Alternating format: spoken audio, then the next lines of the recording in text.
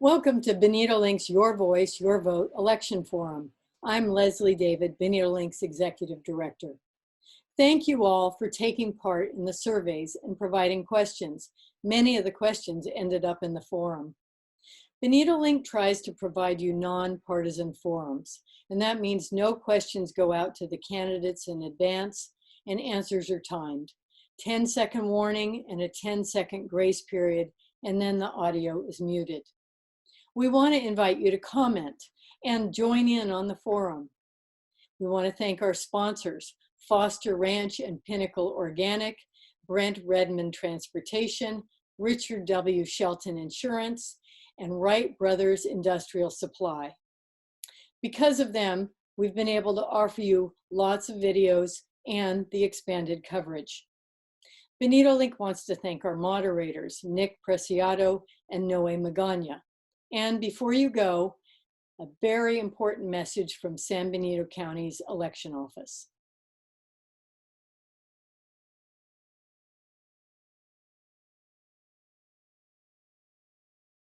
Good afternoon. Thank you for giving me an opportunity to speak to you here today. My name is Francisco Diaz. I'm the Assistant County Recorder Registrar of Voters for San Benito County. I want to thank BenitoLink for giving us this opportunity in a couple minutes of your time to be able to talk to the community members, the voters, and also the candidates that will be running for office this election. There's a couple of things that are going to be coming up this elections that we find it is important to be able to share the information with you. For example, San Benito County residents will be receiving a ballot in the mail per governor's executive order and Senate bill, their voting kits around the week of October 5th. Voting kits will include their sample ballot. It will include a voter information guide, and it's also going to have their I voted sticker. We highly encourage people to vote by mail, and we encourage to vote early as well. For those voters that are interested in verifying that their ballot was mailed, delivered, or received, we encourage them to use ballot tracks. The elections office has partnered with the Secretary of State to provide to the voters and community members of San Benito County this free feature that allows you to track your ballot as it is mailed to you when you return it and when you return it back to our elections office. For those that are interested, you can obtain this software for free at our website at www.sbcvote.us. There are many new aspects of this election that it's important for you to understand and to take into account. Voting from home is safe, and it's safe for you and your neighbors and your fellow members of the community. Completing your ballot at your living room, dining table, coffee, or in your bedroom gives you the privacy and ample time. When you complete a prepaid postage and return envelope, means you leave your seal envelope for the U.S. Post Office letter carrier, and you take it from home to San Benito County Elections Office. You may also drop off your ballot at any of our ballot drop-off locations located throughout the county. Per the direction of Joe Paul Gonzalez, for this election, we will have 6 ballot drop boxes.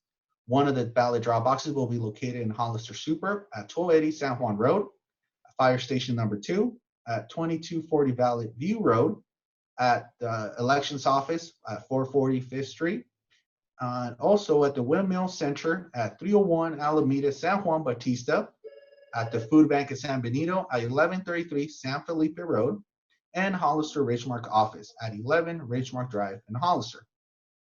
At the request of the voters, we've also added 3 additional drop boxes that will be located in Aromas, Tres Pinos, and at the Dunville Marketplace in Hollister.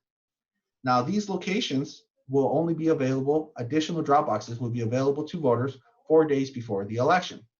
We highly encourage people to use them as they have been provided for you by our elected official and the elections office to facilitate your voting. In addition, for this election, for voters that feel they need to vote at in-person voting location, we are going to be providing 4 voting locations 4 days before election day. These locations will be open Saturday, Sunday, Monday, and Tuesday. Voters will have an opportunity to vote at St. Benedict Church at 12 Fairview Road in Hollister, Veterans Memorial Building in 649 San Benito Street in Hollister, the Department of Elections at 440 5th Street, and also at San Juan Bautista Community Center at 10 San Jose Street, San Juan Bautista. We encourage the voters to plan their vote for this election season. Choose a method, vote your method, or call us at any issues or concerns that you may have at 831-636-4016, or feel free to email us at sbcvote@cosb.us. Now, stay connected with the elections office, and we encourage you to follow us on Twitter or Facebook as well. Thank you.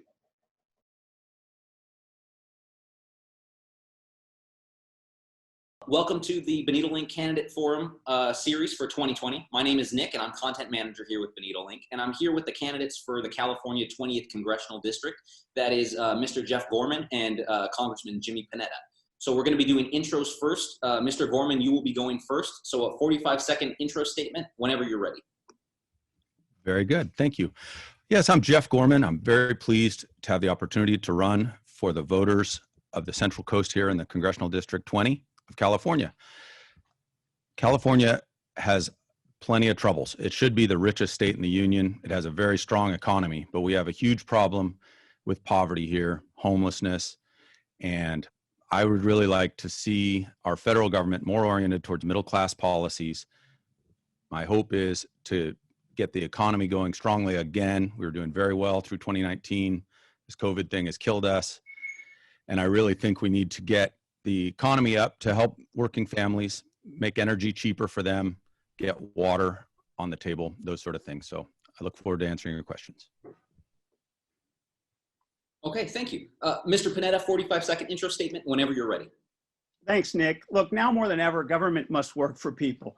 With all the unpredictability going on, I got to say, it's been my job to provide consistent service. During the pandemic alone, I've worked hard to deliver millions to the Central Coast, especially in San Benito County, including loans to over 600 small businesses, $1,200 checks and extra unemployment insurance, millions to the county hospital and the health foundation, millions to local governments and schools, $500,000 to the free library program, and increased funding for nutrition programs like what I saw there at the Community Food Bank on Saturday. When it comes to social justice, we passed the George Floyd Justice and Policing Act. When it comes to our wildfires, I work so that our federal first responders and victims have the federal assistance needed. That type of service is a job. That's why I ran for Congress, why I'm running again, to make government work for you. Thank you.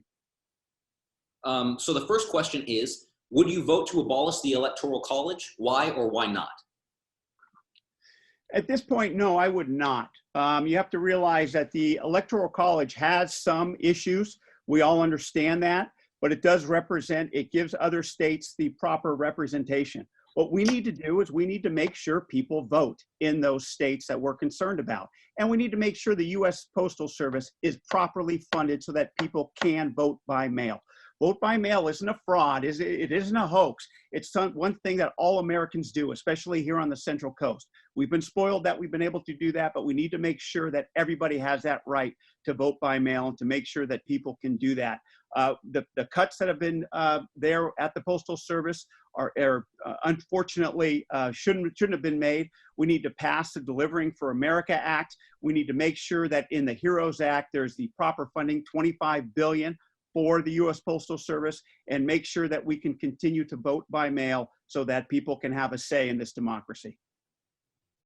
I believe the Electoral College is an integral part of our system. We're blessed with a great constitution that has served us well for over 230 years.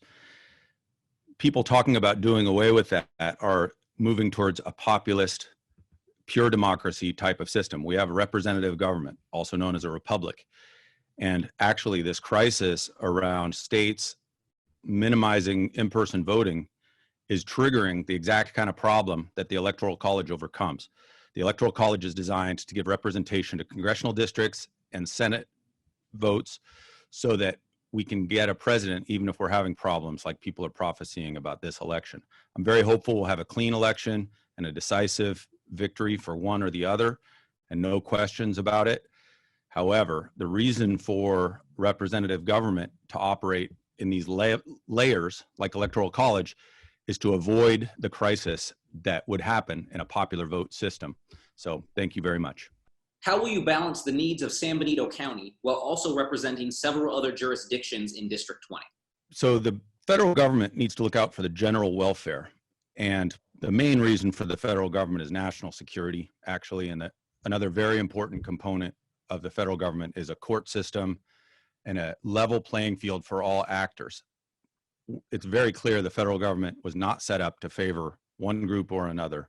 And it should, to the extent that it does, because of circumstances, we need to suppress that and keep a level playing field. Right now, blue states are looking for bailouts that will be problematic to the federal budget, as we've seen. And all these plans to give away money as a response to COVID have increased our federal debt tremendously. So unlike my opponent, I really believe in limited government. I don't think people should be looking to the federal government or to Sacramento to solve all their problems. I want government off our backs. Thank you. Look, what you have to realize is that San Benito County's needs are the Central Coast needs. When it comes to our agriculture, look what I've done to support our agriculture. When it comes to immigration reform, look at the fights that I've had over the past 3 years and will continue to fight so that there's proper immigration reform. Look, when it comes to our healthcare, look how much money we've got to our San Benito County Health Foundation, as well as the Hazel Hawkins Foundation, and making sure that we got the designation of critical access hospital there for Hazel Hawkins. And then, of course, infrastructure. It's why we passed the Moving Forward Act, to make sure that there's proper funding there for roads, for waters, but then also personalizing it and making sure that when it comes to local infrastructure, that's why the Hollister Airport received $5 million in taxiway construction, $30,000 just recently under the CARES Act, but also working on the Pacheco Reservoir project to expand that reservoir, and also with the San Justo Reservoir project, making sure we can get that open so that everybody can enjoy it. What will you do to ensure that San Benito County is prepared for climate change? Yeah, look, I think when it comes to climate change, you know, I appreciate the San Benito County centric questions, but you know, climate change is something that we all have to deal with. It's exactly why I introduced legislation called the Climate Action Rebate Plan to reduce our emissions, but then by putting a fee on emissions, but then taking that fee and reinvesting it into all communities, including San Benito County, and also doing that when it comes to our research and development to make clean energy, green energy cheaper as well. We need to make sure that we protect our environment, not just our front yard with the Monterey Bay National Marine Sanctuary, but yes, also our inlands and our federal government. It's why I introduced legislation to stop any new oil drilling and fracking on federal lands. Look, Measure J protected for local lands, but it didn't do anything for federal lands. That's why I introduced that legislation. And then it's also dealing with our wildfires, making sure that we not just suppress them, but we have proper legislation like the Wildfire Public Safety Act to prevent wildfires in the future.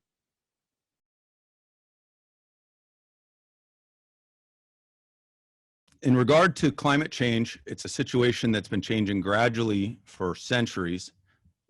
Yosemite was formed by glaciers. When it comes to what the working people of San Benito County and the entire district, and frankly, the entire nation, what they need affordable energy. And unfortunately, California has much higher electric prices and much higher gasoline prices because of onerous regulations here. So I point out to friends, I started out life as a strong environmentalist, and when I saw environmental movement going partisan, I got very concerned. I believe in conservation, but I'll point out that the richest countries in the world are better custodians than countries that are just scraping by. And unfortunately, I see California slipping quite a bit towards third world status. And so I think we need to get our economy empowered. That's an energy thing. And then teach people to care about their environment. And I think when we do that, we will have success with managing our climate change. Thank you. Mr. Gorman, a 30-second closing statement whenever you're ready. Well, thank you so much, BenitoLink, for having this, mine and Congressman Panetta's first face-to-face that's meant for public consumption. I've known our congressman for some time, and I believe he's a gentleman. However, I have a strong difference in how I see the issues. I believe we have a public safety problem that is way out of control, and I'd like to see our congressman step it up a little bit on that. I believe in public safety. I think our fires are a matter of mismanagement by California, not so much global climate change.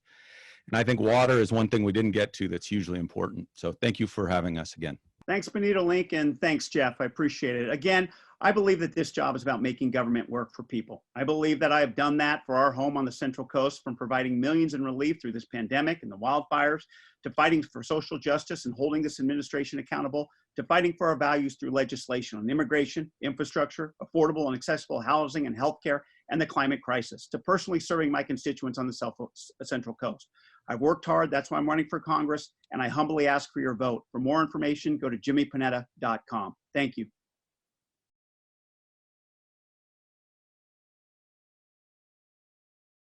I'm Nick Preciado, the BenitoLink Content Manager, and we're here with the State Assembly District 30 candidates, incumbent Robert Rivas and challenger Greg Swett. So we're going to go ahead and do intros. It'll be a 45-second intro. Mr. Rivas, whenever you're ready. Thank you, Nick. Really appreciate the opportunity to be part of this forum. You know, it's so important that we have these opportunities to discuss the issues facing San Benito County, facing our region, when we can't gather in person.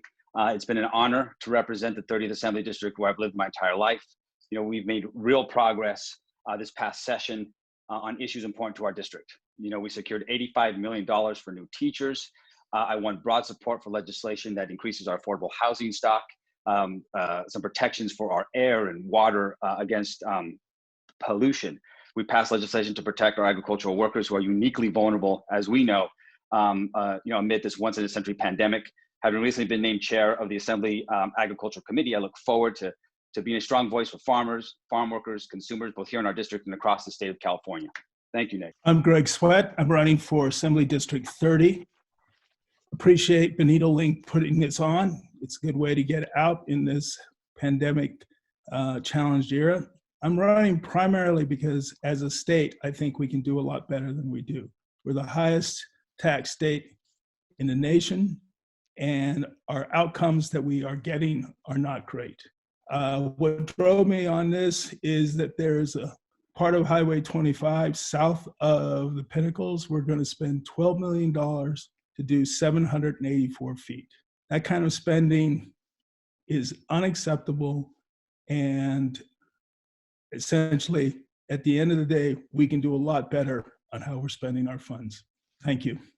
What is your opinion of bringing in revenue to San Benito County by utilizing the designated 16 commercial nodes and the proposed Strata Verde project? I believe that commercial development, whether on the 16 nodes, I'm fortunate in that I'm next to one of those nodes. The only way that San Benito County can really increase its revenue is through some commercial development, especially in the entertainment. We have a great wine area. We are 60, 70 miles away from a huge concentration of wealth, and utilizing those resources are extremely important to our community, as they are into the district. As the Strata Verde project, it's a development that is on the edge of our community, but most likely it can provide significant economic benefits to the community. So bottom line, economic development is the only way that our community is going to actually grow, so we can provide the resources for everyone involved in living here.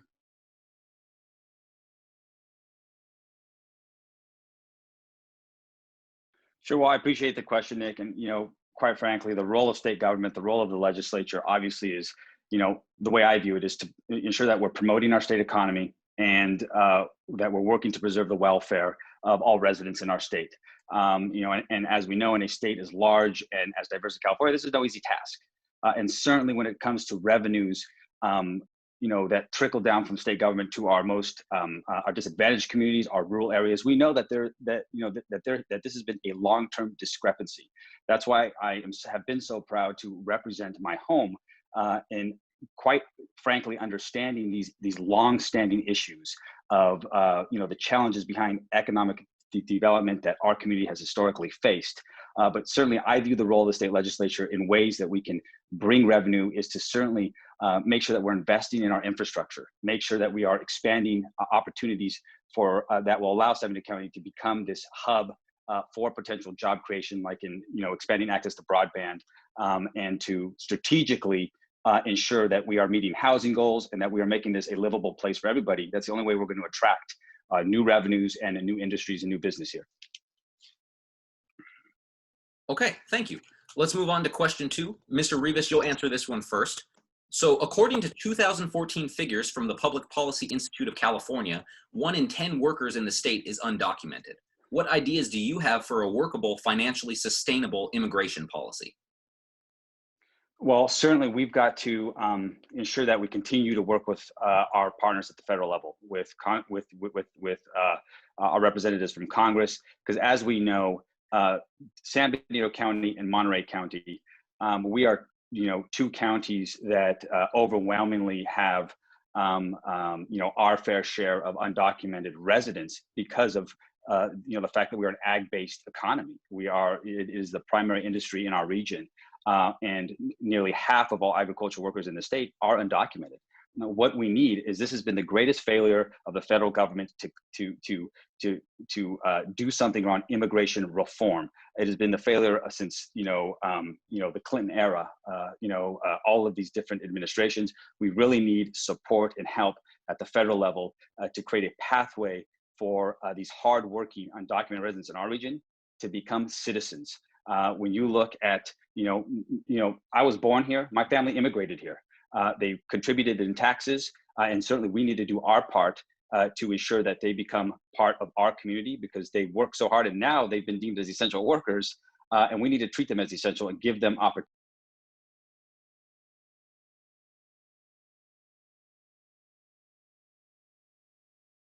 First of all, the question really is more for Jimmy Panetta rather than Assembly people. Our job really, for those people that are here, they are essential workers that we use.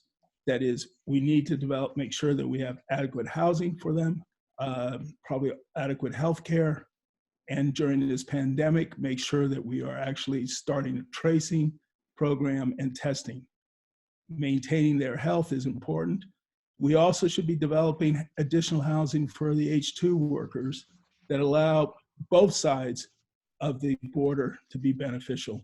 And as an ex-Farm Bureau member and director of the Farm Bureau, I believe we did a job on making sure housing for those H-2 workers, which are very valuable to the farming community, are available. So basically, let's keep those workers in adequate housing. Benefits us all. A recent study suggests that it will take over 2 years for California to recover from the COVID-19 pandemic in the area of employment. What would you do to help workers and small businesses recover? The important part on getting our economy open, I'm not sure what kind of assumptions you're making on a 2-year growth, but essentially we need to get our businesses open. We need to make them safe. The technology is available today to start allowing that through contact tracing. That is essentially unobtrusive and very effective. The second part of that is the Abbott test coming out at $5 a whack at 50 million units a month gets our ability to move out there. We've heard nothing from government on any of these programs, and they are somewhat difficult to get people to move on. The key is make our economy safe. Adding additional taxes like Prop 15 is probably not a great idea. So essentially, get government out of the way and let businesses meet the needs of what people want.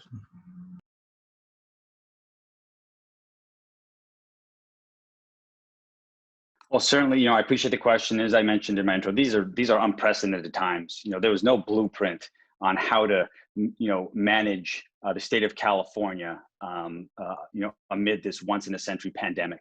And certainly the work of the legislature was significantly compromised this year. This is my second year in the legislature.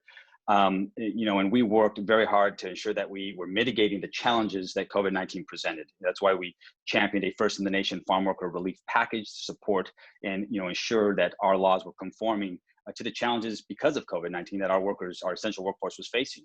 But as we transition, we need to do everything we can to boost recovery in the state of California. And what that means to me is investments in our communities, especially bridging this gap between the urban and rural parts of our state. As I mentioned, these issues in rural California are long-standing issues: lack of access to broadband, lack of access to adequate health care. Certainly, if we're going to get on the road to recovery, we've got to put people back to work through infrastructure improvements, and we need to do everything we can to improve how we deliver services to our rural residents. State Assemblyman Robert Rivas, you have 30 seconds for a closing statement whenever you're ready. Thank you, Nick and Greg. Always a great opportunity to see you. And I want to thank everyone, all the people at home watching. I know that we have faced a significant amount of challenges over these past few months, from COVID-19 pandemic to economic uncertainty to devastating wildfires. And I want you to know that my office is a resource for you. We have, if you have questions, you have concerns, you have ideas for legislation, please do not hesitate to reach us. I know that we can emerge from this very challenging period stronger than we were before all COVID-19. If you choose to send me back to the State Assembly, I will continue to do what I do, which is fighting for you, advocating for this region, and working to solve problems. Thank you. I'm Greg Swett. I'm running for Assembly District 30. My basic premise is that as a state, we can do a lot better. As we come out of this pandemic, we have a lot of issues that we have to address. Just looking from San Benito County as well as our whole Assembly District, transportation is significant requirements. And additionally, we have some issues related to firefighting. And I'm suggesting that we put in a fleet of 747s to reach out and actually help our district. Thank you.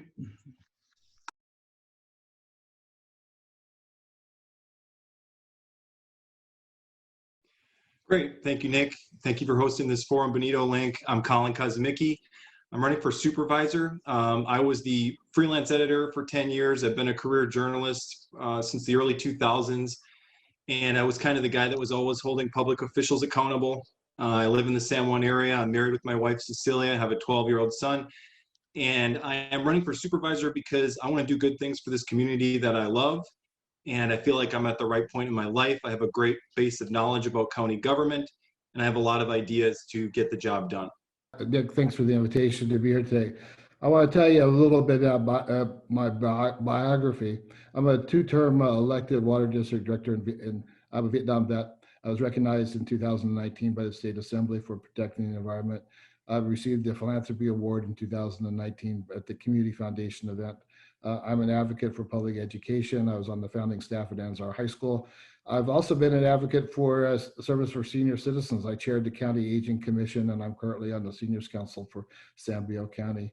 I've led and served on a variety of commissions and organizations in the 35 years that I've lived here. And I'm really looking forward to strengthening the local economy as we move forward. Thank you. And this is actually a BenitoLink survey question that we received from residents. Over the last 5 years, what have you done for the betterment of the county? Yeah, so like I mentioned earlier, my career has been a career of service. I went into journalism because I wanted to give back to my community. I wanted to do good things. I wanted to shed light on things that were going wrong in local government, and I wanted to tell positive stories. So I started while I was freelance editor, I was Pinnacle editor, so I was serving the community in those ways. I started a local business, San Benito Live, that really was all about community and information as an information resource. And there was some reporting at the beginning, but I cut that out as far as original reporting when I decided to run for supervisor, at least as far as politics goes. I also, when the pandemic hit, with the mayor of San Juan, I co-launched a food distribution because that was lacking in San Juan Bautista. And I've just generally been active in the community events and so on. Well, it's kind of hard to sort of narrow it down. For the last 35 years, I've been involved in a variety of issues and cases. Most recently, I've been working with the San Juan Rotary to expand internet access in San Juan Bautista to kids to students who don't have it. 20% of our kids in our district, according to our superintendent, they don't have internet connection. And so we've been working on that. I've been serving on the San Benito County / Santa Cruz County Seniors Council, and the Seniors Council is the agency that oversees programs, federal and state programs for older adults, and all the money funnels for those programs funnels through there. So we're in charge of not just presenting the money, but also in making sure services are provided. I've been an elected water district director, like I said, for 8 years, and in that role has been challenging, and especially during the drought in the middle part of the 2013, and keeping the business afloat while conserving water at the same time. Okay. Now, question 2, Mr. Norton, you're going to answer this first. So this is also another survey question that we received from residents. What ideas do you have for economic recovery in the face of prolonged shelter-in-place conditions? Yeah, it's been hard with economic recovery. I mean, we all know that. We all know people who've lost their jobs. You know, we all know. As a matter of fact, I have a family who've lost their jobs, and we're trying to recover in their life. And we all know businesses have closed.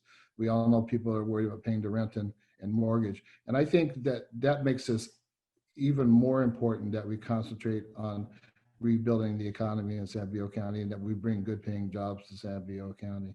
The reality is that we don't have the resources in the county right now to be able to do all the infrastructure work that we need.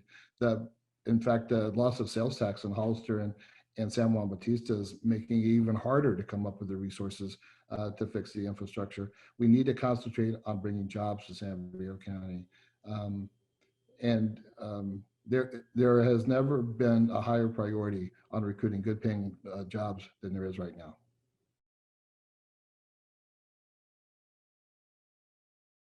Yeah, so I've laid out a very specific economic development plan to create jobs. First of all, we have to focus on tourism. That's something that we just haven't done enough of in this beautiful county of ours with all these open spaces and amenities that we have, like Pinnacles National Park, the wineries, Fremont, Hollister Hills. I'm proposing that we brand San Benito County as home of Pinnacles National Park. Got to take that back away from Soledad. I'm also proposing that we strengthen our Economic Development Corporation investment and really attach job performance goals to that so that there are incentives for the EDC to go out there and get jobs here locally.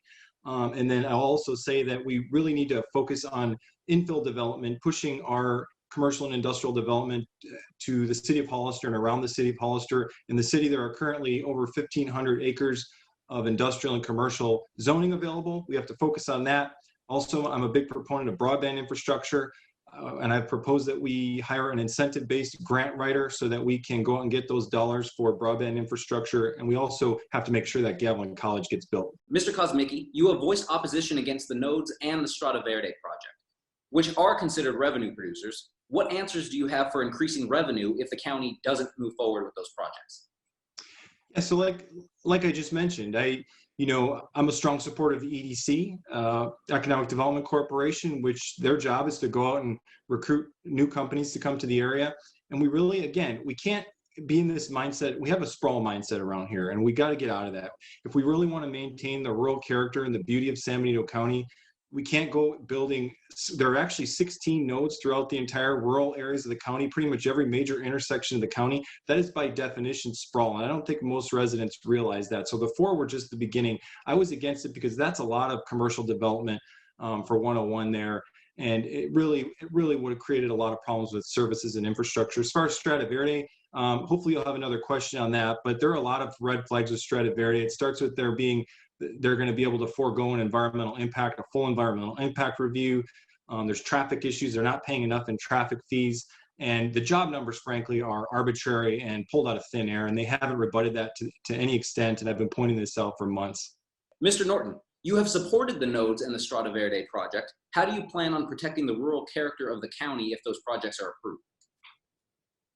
Well, the rural character comes through the whole planning process. I mean, that's why we have a planning process. We have a very public planning process to do exactly that. I mean, I did support the C3 zoning ordinance that was a subject of Measure K in large part because it was a much better zoning requirement to actually make sure that we kept things into the rural character. We have a very robust process to review projects and to have public review and to have public input into exactly what it is that gets built out there, or in any kind of any project. And I want to just go back to a second about the whole notion about whether or not there's going to be a environmental impact report at Strada Verde. The county is in the process right now of hiring the consultant to do it. It says on item 12 in the initiative that they're subject to CEQA and that they're going to do an environmental impact. So, Mr. Norton, this is now your opportunity to ask the other candidate a question, and Mr. Kosmicki will have 1 minute to respond. We'll start the time when Mr. Kosmicki starts his answer. All right. So Kollin, you know, I read your thing about tourism, and I fail to see anything that we're not already doing. We have plenty of tourism organizations that work on tourism, between the Chamber of Commerce Tourism Bureau, Pinnacles Partnership, the San Juan Committee, the EDC. There's plenty of tourism work on the tourism already. I fail to see actually how, maybe you can explain to me how just one more agency would actually do anything that we haven't already done. And there's been a lot of work. I know a lot of people have been working for years to come up with tourism. And you know, I grew up in Santa Cruz, and so you know, I know tourism fairly well. You know, I worked at the boardwalk, and just about all my friends work there. And you know, besides it being sort of the industry of, you know, of minimum wage jobs, also I know it takes a lot of infrastructure to do tourism, including motels and hotels, and you've got to have stuff that once they get here to do. So how exactly is your tourism plan anything that's any different than what we already got? Yeah, great question. So first of all, currently the Chamber of Commerce has a tourism bureau. I think the Chamber of Commerce is resource strapped. They don't have the resources to handle this big of a job, and they're a membership driven organization. So they're naturally going to have bias toward doing what's right for their members as opposed to the county as a whole. And so what I've proposed is a consolidated effort, really focusing the tourism marketing effort. Right now, you pointed out exactly the problem. We have all these different organizations that have all these different interests that are going in all these different directions. We need to consolidate that effort. And so I'm proposing that we have an independent tourism bureau that is solely focused, a multi-jurisdictional tourism bureau that is solely focused on tourism promotion. And I don't think we're doing enough. And I think really the biggest signal of that is that we don't market Pinnacles. We should be home of Pinnacles National Park. How did Soledad take that and the county doesn't have that as our branding? That should be ours, and we got to go back and get it. Okay, Mr. Kosmicki, now it's your turn. You may now ask one question of Mr. Norton. Mr. Norton has 1 minute to respond, and we'll start the timer when you start your response, Mr. Norton. Great. Yeah. First of all, Wayne, I appreciate everything. I have a great respect for Wayne Norton, and I couldn't imagine somebody that I would really. This is a great. I think the community is going to have somebody who's a committed leader either way. My question is, obviously growth is something that I've really talked about a lot in this campaign. And so my question is, are you in favor of slower housing growth as a whole, not just when it comes to, I've talked about affordable, that we definitely need affordable, but single family housing, we have like 6,000 homes in the pipeline. Would you favor slower housing growth as a whole and some sort of a cap that is legal under SB 330? It's my time, Nick. So let's start with a cap question first, because frankly, I don't think caps work. If we remember back into the mid teens around here when we had, or the late 90s and into the mid teens when we had zeros. We don't want to go back to a place where we have moratoriums. We had no jobs. We lost businesses. We don't want to go back there. And I don't think that, I think the state's made it pretty clear that they're not going to allow us to have caps. I mean, they've told Hollister that he couldn't, and whether or not the state, whether or not the county, unincorporated county, falls under the same restrictions, to me, it's kind of like arguing about whether we rearrange the deck chairs on the Titanic before or after we hit the iceberg. Frankly, the state's going to insist that we build housing. The state's not going to let us get out of the requirements to build housing. And so we have to do it smartly. We have to do it in a way that protects our local control and protects our right to, protects the environmental controls that we need as we build it. Thank you very much. I appreciate it. First of all, SB 330 very clearly says that San Benito County is not on the list of affected counties for a growth cap. So I'm going to pursue that. That's going to be the first thing I propose on day one. And so I am running again because it's time for fundamental change in local politics. We got to get rid of this good old boy network around here. We got to bring the decisions back to the people and actually represent the people who we are elected to represent. So whether or not the county is going to, or the state's going to enforce growth control that's a whole nother issue. We could probably do a whole segment on that. But I think the best way to determine who's going to represent, who's going to do what you need to do is to look at what they've already done. I have a record just since the COVID pandemic started. I have negotiated a project labor agreement between the building council and Strata Verde. I have written a successful grant to expand Wi-Fi. Thank you both so much for participating. This is great. This is a new format for all of us. I am not a broadcast journalist, but thank you for participating in this. And yeah, we'll see you in the community. Best of luck. Thank you. Thanks, Nick.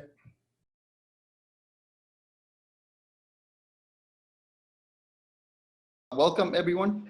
I'm BenitoLink reporter Noe Magaña. I'm acting as forum moderator. Today, we'll be hosting the San Benito County District 4 Election Forum. Hi, I'm Bob Tiffany. I'm a fourth generation resident of San Benito County. After growing up here and going to local schools, went off to college, got my MBA, spent a little bit of time in the corporate world, and returned just over 30 years ago to run my family's business, Tiffany Motor Company.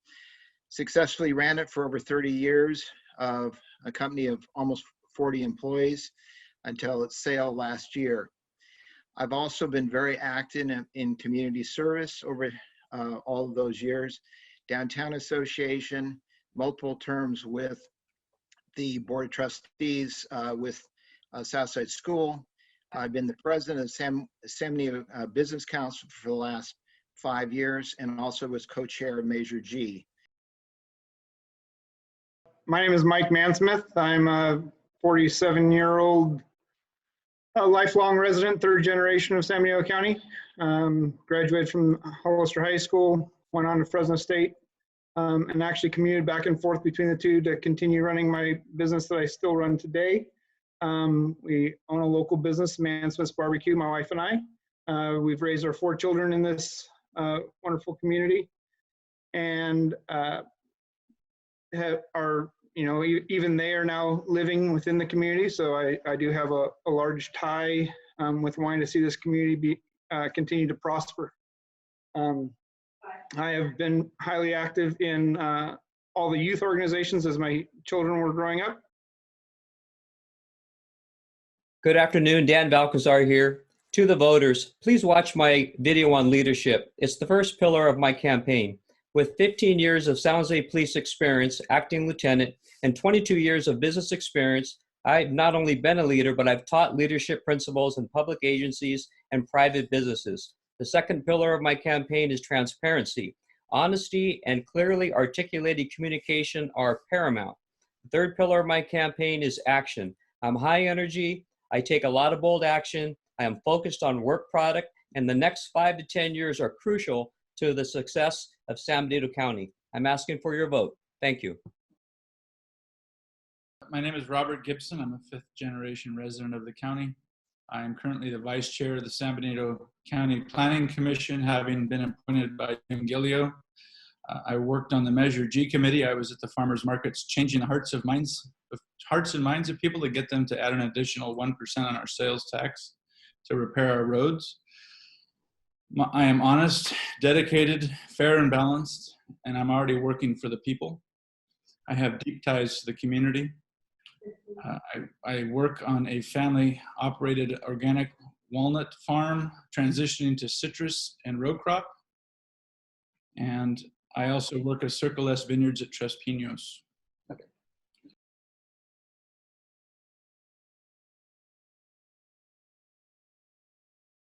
I worked on the Measure G committee, and that was an important step in getting our roads repaired. It's going to be a slow process, unfortunately, because our sales tax base isn't what it could be, and that will be one of the issues I work on. I'm also the chair of the Planning Commission, being appointed by Julio. And my function so far in this race, one of the vineyards up in Cienega, I went to pay them a visit, and they complained about the road. It had been ground up by the construction company, and there was just a big rut, and it had been sitting there for weeks, just like Southside Road where I live. So I contacted the RMA director, and his quick response led to the road receiving a minor repair that made the damage to the vehicles almost non-existent, as long as you're not hitting it at high speed. For local business, I try to keep government red tape to a minimum.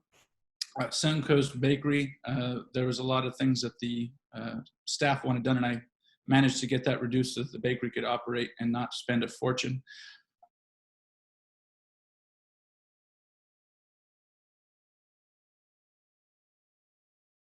So as far as locally here, I'm the president of the Ridgemark Homes Association.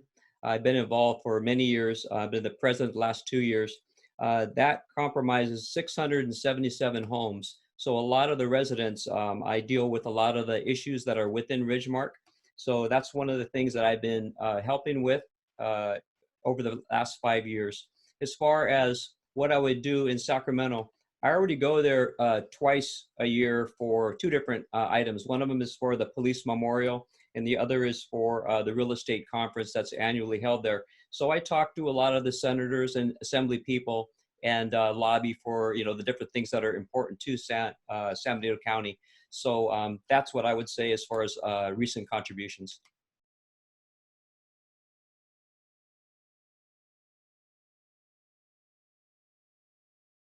For the past 5 years, I've been very involved with various youth organizations within the community, being 4-H and FFA.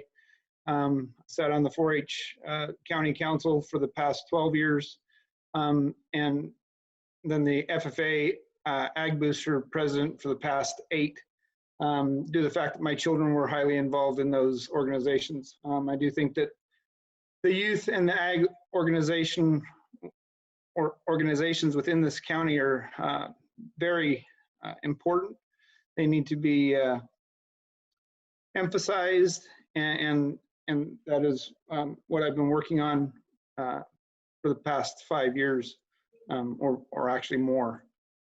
As far as Sacramento goes, am I out of time? Oh, you got 10 seconds. Okay. I do agree that there would have to be meetings set up to go over the needs of our county with. Time's up, Mike. Thank you.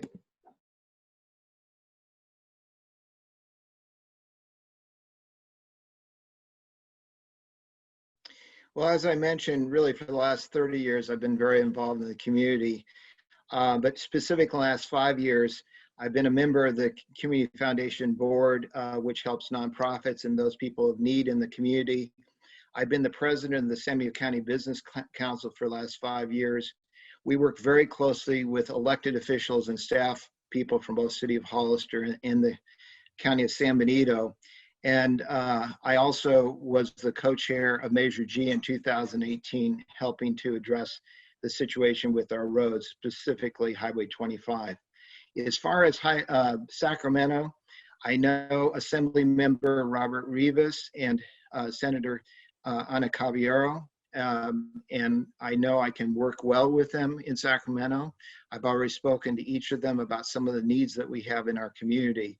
And I feel that with my background in business and community service, I can work effectively in Sacramento for the needs of San Benito County. Thank you.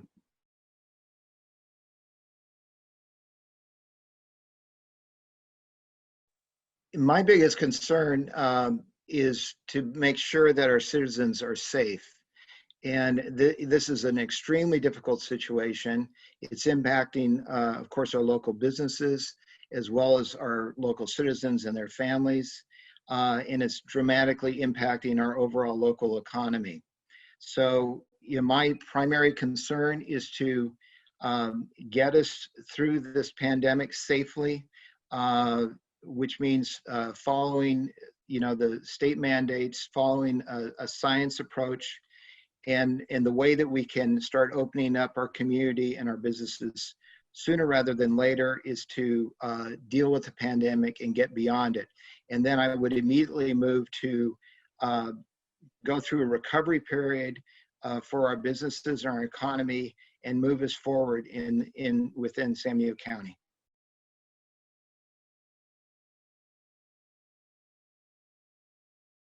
My biggest COVID-19 concern is that we need to get our businesses reopened. Our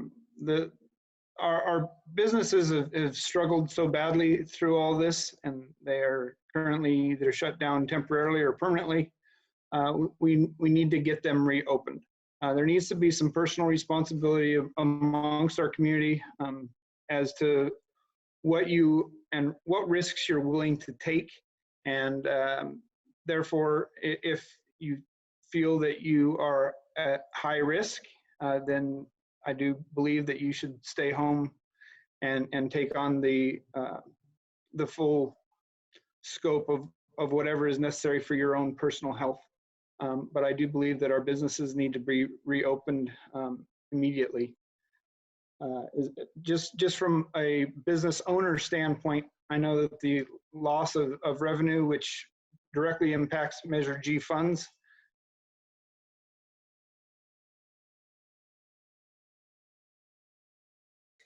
So I really want businesses to open. And I think everybody has their best interest at heart. Everybody wants to be safe. Everybody wants to be healthy. I think, though, what we come up with is a risk versus respect issue. And so I brought this up when I spoke before the county supervisors meeting. And I've been involved in a lot of these type of administrative type ordinances, not penal code stuff. But I believe that if all of us got along, we wouldn't have a problem. But there are some people in society that aren't as respectful, and somebody has to say something. So I had a four-pronged approach, which started out with encourage people to, if there was a mask ordinance or a distance ordinance, encourage people to comply out of respect for others and the risk to certain people. Educate them if they're not aware of it. Warn them if it's a worst case scenario. And if you had to have a administrative site, then maybe you'd have to go that route, but that's 1% of the time.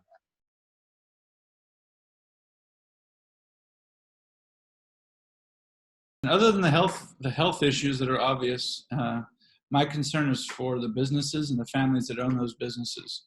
A lot of them have not reopened due to the various rules. Or those that are still open are running at a quarter of their potential or less. And it's been going on so long that a lot of those businesses will shut down and they will never reopen. And the numbers are going up because they're being spread by asymptomatic people. So there's no way to tell, who's protected and who's not.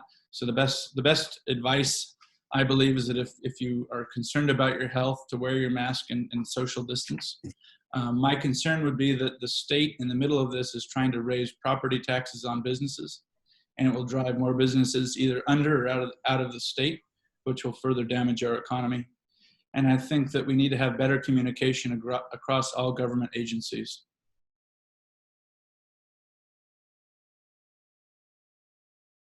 I think it's paramount that we communicate with San Juan, Bautista, and Hollister, because everything that they do impacts us and vice versa. As a planning commissioner, I attempted a number of months ago to get a joint planning commission meeting, but there was not staff time available to set that up. It will be something that I pursue as a supervisor, that our commissions work together, and that we also meet with the city councils of those two cities, because we have to work together. We have to have a cohesive housing strategy as well as a commercial strategy. And the county does need commercial in the county. We cannot rely on property taxes, or our roads will continue to deteriorate. So I would also pursue that we get some retail in the county, as well as bring employment to the county, independent of the cities.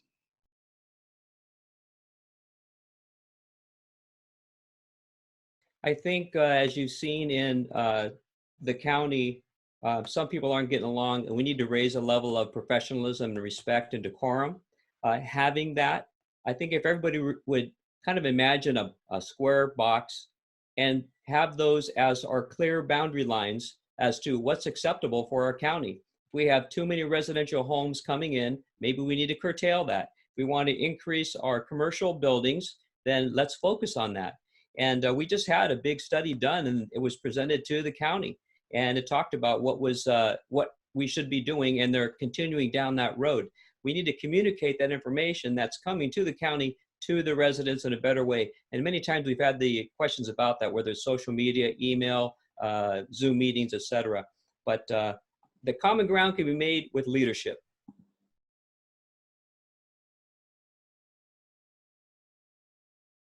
everybody within the two cities and even Tres Pinas, Paisinas, everybody within the county, we all want the same thing. We all want to be in a community that all gets along, and we have plenty of money to fix our failing infrastructure and put in new. There's no doubt about that. So I believe that by openly communicating with one another and working towards a common goal, all of our different government agencies can get along and work together. As far as the commercial growth, it is something that we desperately need. We desperately need to increase the tax base so that we can improve all of our infrastructure and repair what we've already got. Also, simply by increasing the amount of commercial development that we have, the amount of money that will come into the county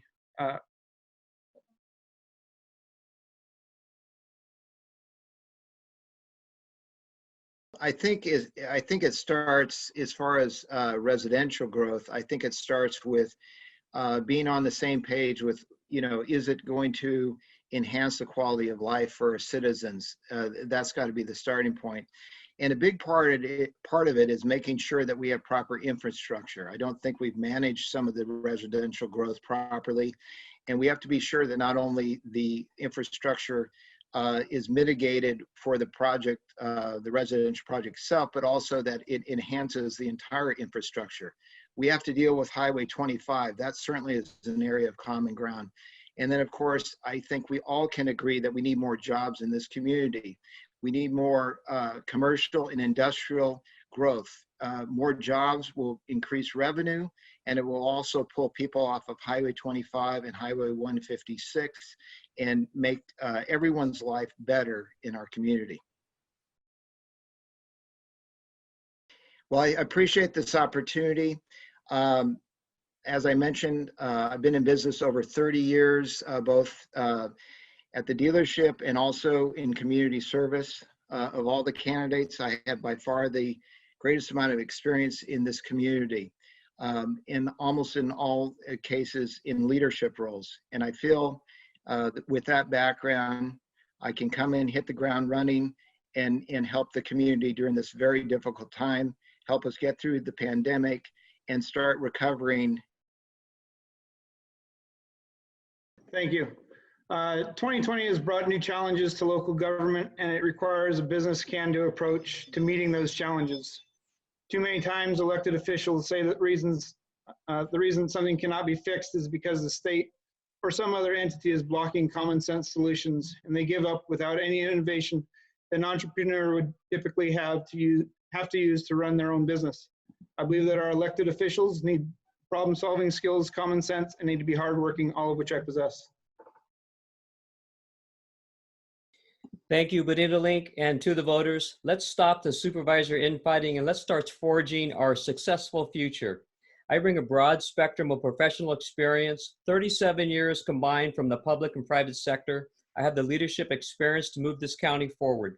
My team building and communication skills will be of great benefit to San Benito County. Together, we can preserve the rich history of San Benito County as well as reap the benefits of a bright future. Please vote for Dan Valcazar, and the best of luck to all of the candidates. I want to thank BenitoLink for putting the forum on, and everyone else for running. It takes a lot of courage to run for office, and I want to thank all of you. So as a vice chairman of the Planning Commission, I have experience and leadership. I'm well respected on the Planning Commission. The other commissioners look toward me when it's time to make motions and such. I genuinely like and care about others' well-being. I enjoy learning, reading, researching, taking the packet home when you get to, that was quick. Am I done? Yes, you're done. Thank you. Thank you, Robert. Those were all the 3 questions that we had for you all. We want to thank you for participating in our forum. Appreciate it. Thank you for having us. Thank you. Thank you very much. Okay, take care, stay safe.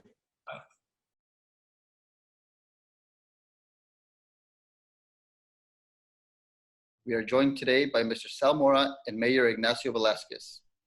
We will begin with Mr. Sal Mora. You have 45 seconds for your introductory remark. Begin when you're ready. Yes, hi. Thank you, BenitoLink, for putting this on. Sal Mora, running for mayor.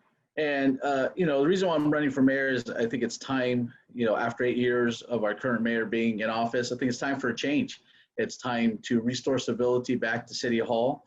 And it's time that we have a mayor that's going to work well with other organizations that's going to help Hollister prosper. We need to build good relationships, not only with the business community, the EDC, San Benito County Business Council, Board of Supervisors, as well as outside organizations, especially business education organizations from Silicon Valley, and attract those jobs here so that way we can grow economically and get the jobs that we need.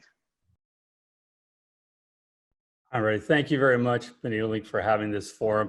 It's really important. I want the voters to know that this election is probably one of the most important elections we've seen in a long time, not only on the national level, but here locally in our community.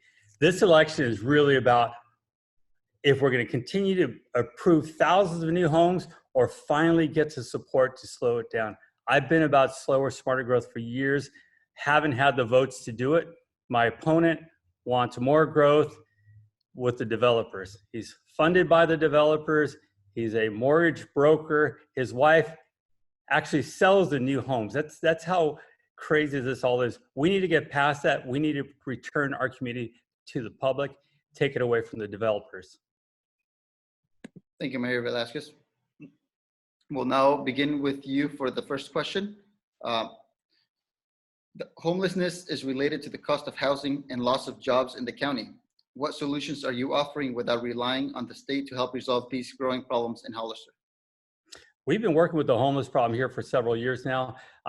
Several years back with one of the county members from the Health and Human Services, him and I are the ones that put together the plan for the homeless shelter. We got together, we realized the county, city need to work together. We couldn't just keep ignoring the problem. We went to a seminar in Santa Barbara, came back with ideas, pushed really hard to get a new shelter built because we realized without a shelter, we are never going to change the way things are. We got that shelter built. Good things are happening there. The only issue we have there now is we needed more beds. And this is one of the things I brought up early when we were going through the whole process. We need to make sure we have the right numbers so we can get the people in that need the services. Most of the people that are homeless in our community have severe mental issues or dependency issues, and they need the treatment, they need the shelter. We are really actually doing a very good, we're actually a model for the Central Coast here. So we're doing a good job here on it, but we need to do it much better.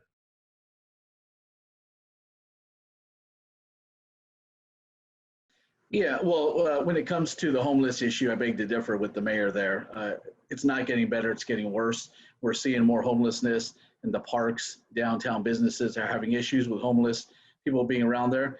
But the solution is, in my opinion, is the city should invest in a piece of land that way we can build a fence around it and have an encampment there where the homeless can go spend the night there, provide water, showers, the community-based organizations can help out. We can have mental health services be there as well as providing medical services.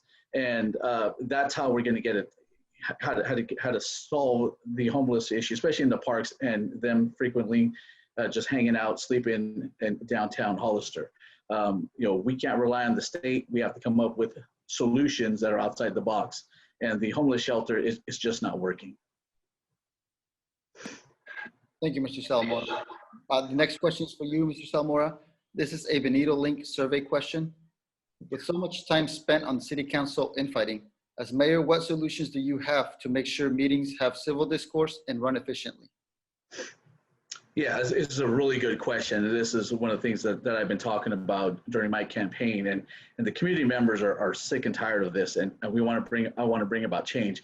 First, we want to adopt a rules of decorum. That way, the city council meetings are run in a respectful, efficient manner, and that the community at large is respected and treated in a way that they currently aren't now. And those rules are going to apply to everybody, whether it's you're elected, you're appointed, you're a vendor, if you're city staff. We really need to get back to stop the infighting, stop all of that, and get back to business. There's these meetings go way too long, and I think we do a disservice not only to the community, but we also disrespect city staff. They work long hours, work hard on getting those reports done, and for us to sit there and have 5-hour meetings at times with nothing getting done but fighting, it's very embarrassing, and we need to get back to it.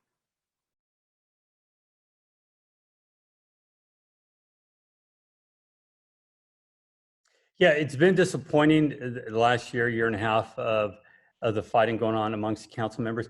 Here's the thing, the rules are there. And as I tried to enforce the rules, the majority of the council would overturn the rules and keep fighting. And I warned people over and over, look, this is City Hall. You need to be professional. We can agree not to agree, but fighting, calling each other names, giving misinformation, attacking those who don't agree with you, it's not the way to go. And it's unfortunate. Unfortunately, my opponent here has been part of that problem. Many, many, many times he's come to the council meeting giving misinformation, calling me a used car salesman, throwing out information that's completely false. And I would tell him, please don't come to City Hall and provide misinformation and throw accusations that are false. And once I would try to stop him or explain that, the other council members would go crazy. They need to act professional. And that's been what I've been trying to do, but you can't do it if you're overruled 3-2. Thank you. Thank you, Mayor Ignacio Velazquez. For the next question, we'll begin with you, Mayor. Yes. What types of housing would you support, and is there an annual limit you envision? Yeah, this is something I've been trying to push for a long time. Back about 5-6 years ago, I started pointing out we have a problem with growth. We couldn't just keep building single family homes, and we needed to do an upgrade in our general plan. And what I've said many, many times, but I could never get to support for, is all our new neighborhoods have to have a better mix. They should have the single family, multifamily, affordables, apartments, senior housing, all of it where it's paid 100% from within that community. So you're gonna have a community that's much better off protecting their own neighborhoods, but also covering their costs. We cannot keep continuing just building single family homes thinking that is the answer. That is what got us in trouble in the past. That is what's getting us in trouble now. And that is what's going to sink us in the future. So we have to focus, as I've said, on this new general plan that will encompass it. And that would be slower, smarter growth. So we have a better balance in our community, including commercial. I like to see more multifamily homes being built. We don't need an influx of single family homes. We need moderate housing as well.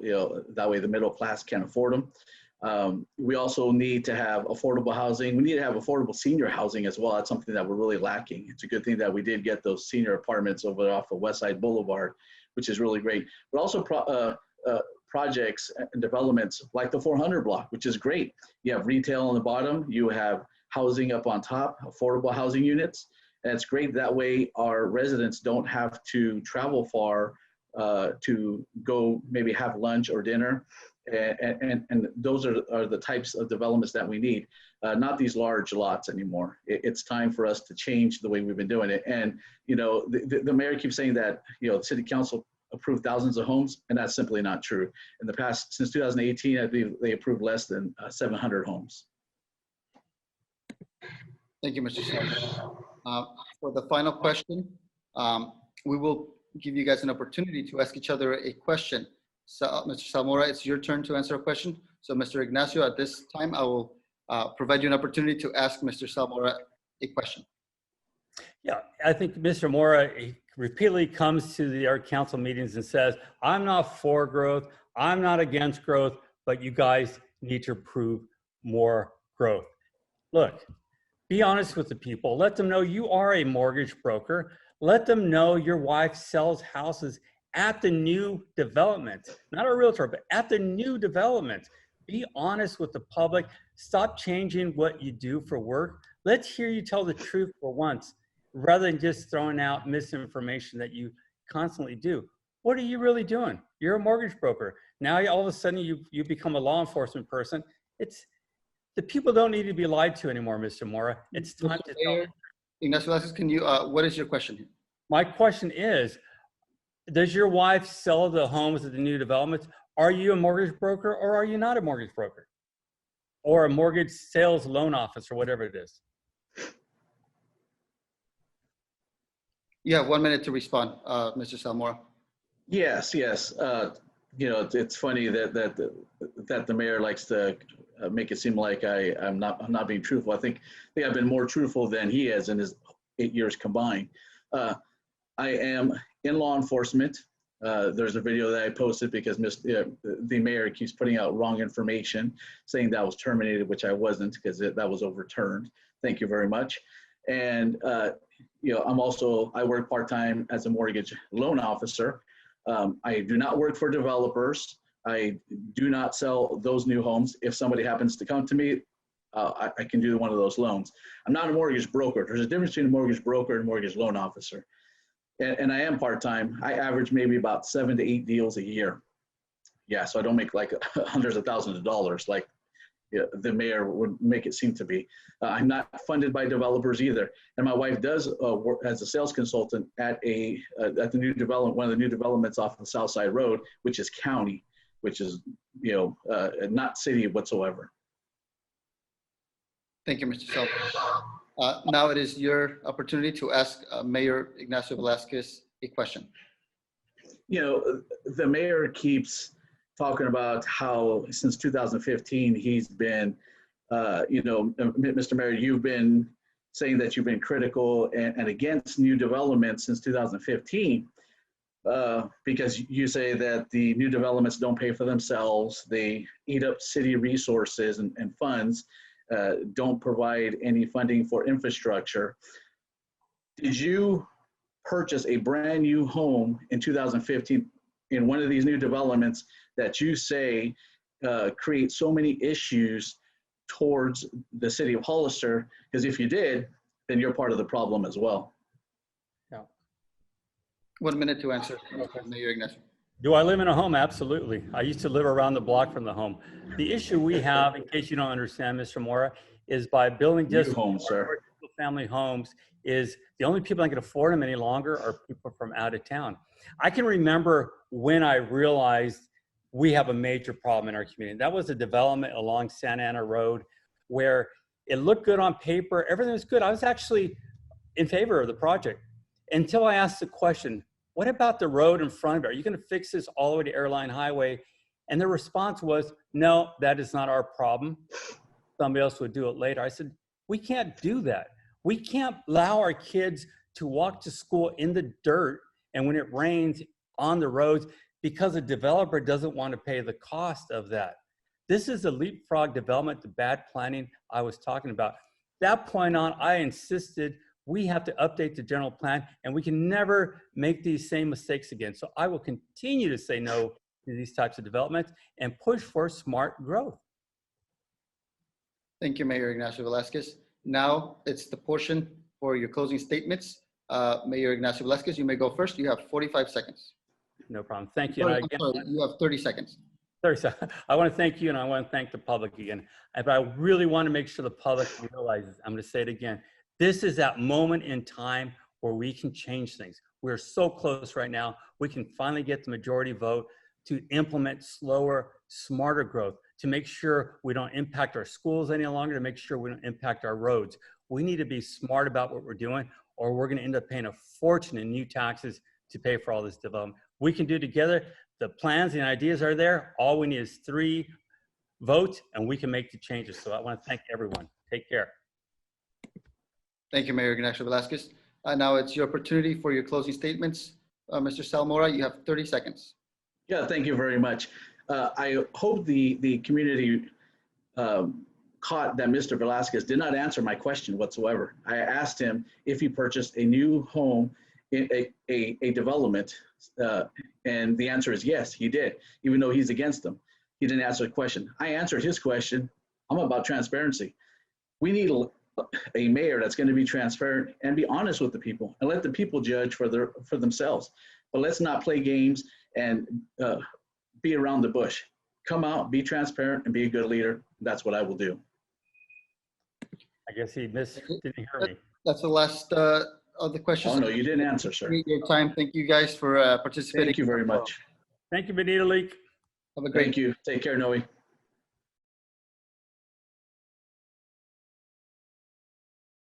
Mr. Jose Fernandez, we will begin with you for your introduction. You have 30 seconds. 45. Okay. My name is Jose Fernandez. I am a resident of Hollister in District 1. I am married. I have a beautiful wife. I have 3 daughters. We are homeowners. We live right by McCarthy Park. I work in Salinas. I'm a manager for an energy company. And I've been in Hollister a total of 18 years. And I love this town. Thank you. Thank you. Mr. Rick Perez, you have 45 seconds. My name's Rick Perez. Been a resident for 20 years. Came here to raise my son as a single parent. I run a small handyman service. Servicing the people and their needs is at my heart. And I look forward to representing the people and not just my views, but their views, not just my, but their wants and their needs. And that's it. Thank you. Thank you. We'll begin with you, Mr. Rick Perez, for the first question. You have 1 minute. State and federal funding excluded. How will you increase revenue and avoid unnecessary expenditures? I believe that what we need, what Hollister needs is, instead of having to leave this community, this city, to go get for stores, for shopping, for entertainment, I'd like to see those businesses come to town. Not just those 2 things, but especially for jobs. We need jobs here in Hollister. We spend too much time on the road, which takes away from us being with our families, and creates a lot of unsupervised vision for our children.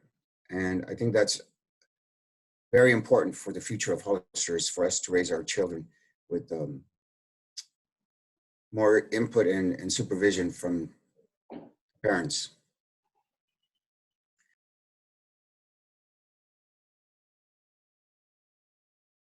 I think we need to look at where our city budgets are at, make sure they're in line and they're being ran properly. We need to obviously bring in different companies. Like Rick said, you know, we need a store, we need a place to go eat. You know, Hooligans closed. Where do you go eat? You have to do everything really out of town for the most part. I work out of town. I work in Salinas. If we can draw more businesses here, have some good growth in housing, it makes it a place to live and work. Right now, Hollister is a great place to live. It's just hard to make a living. My daughter bought a house. She had to buy it in Los Banos for that one reason. They can't afford to buy a house here. And that's a shame. I think we need to pull together. We can also look at other cities. What are they doing? We never look around and see what somebody else does. Maybe we can borrow ideas and make them better. Thank you. For the second question, we'll begin with you, Mr. Jose Fernandez. Local candidates refer to smart growth.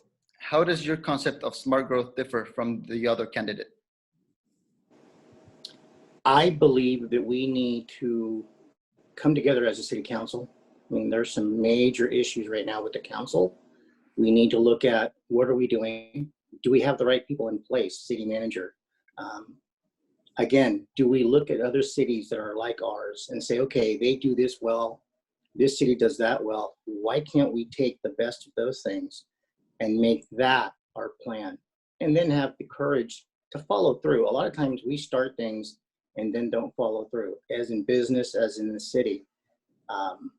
It's important to have the council work together as a team. Not everybody has to like the idea the other person has, But you have to be able to say, look, here's my idea. What do you think? And not be ridiculed or yelled at or made fun of or whatever.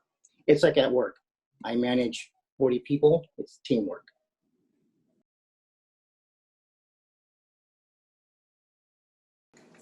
I agree with Jose. Our city council, we need to come together as a team. Not always having the same view. I think it's kind of more important to have different views, but still coming to decisions and respecting each other's decisions. In that, I think that businesses, companies, stores, entertainment, tourism will see that the city council is settled, they're together. But also, and so they'll want to come and be here. Also, it makes it easier for us to deal with different organizations. The county, it's easier if we can come together to get along with each other so that they see that we're a team. I love teamwork. I love being part of a team. And we can do this. We can do this. Very important election. And I think this is a very important seat. Thank you, Mr. Rick Perez. This is the last question, and we'll begin with you, Mr. Rick Perez. This is a BenitoLink survey question. As a city council member, what will you do to ensure San Benito County goes to a lower tier and we can move on beyond COVID-19? There are social distancing. We have to continue our social distancing. I don't like to wear a mask, but I am very conscious about my surroundings. So I don't transfer it to anybody and I don't get it transferred. I like what we're doing with the parklets coming through town, but to open up the retail business. But I think just we all have to take our part, and we all have to do our parts to wash your hands. Wear a mask when you have to wear a mask. But at the same time, I believe that it comes down to each and every individual to do their part.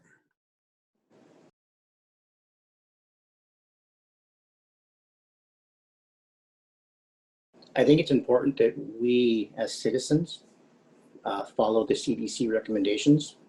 We have protocols in my office. We have 28 people there. We've had one person get the virus because they went to Sacramento to a party. Because we were following our protocols, no one else got sick. I think the city council, the mayor, has to set the example. You have to show everybody, you know what? If I can do it, you can do it. If we all do it together as a city, we will go to the second tier. Businesses can get a break and start opening up. It's when you have these silly discussions and back and forths about, I don't care if I get sick. Well, if you get sick, someone has to take care of you. What are you going to do? Do the right thing. Be a good citizen for Hollister, and we'll have a better place to live. Thank you. As we talked about the other day, I think Rick said the same thing. I'm not a politician. I've never been a politician. I live here. I'm going to be living here. I have an interest in this city. My daughters were born here and raised here, have gone to school here. I'd love to see this city go in the right direction. We have a lot of things that we can do if we work together as a city council, work with the mayor, and just be a good citizens overall. Thank you. I'd like for everybody to know that I am for the people. Their concerns are my concerns. And I just really feel that Hollister, man, we have special people here. This is a special community. And I want to nurture that, help nurture that. And the part of the way to do that is by filling their needs. Thank you. Thank you, Mr. Rick Perez. I appreciate both of you guys participating in our forum. Good luck to both of you guys. Thank you. Thank you. See you later, Jose.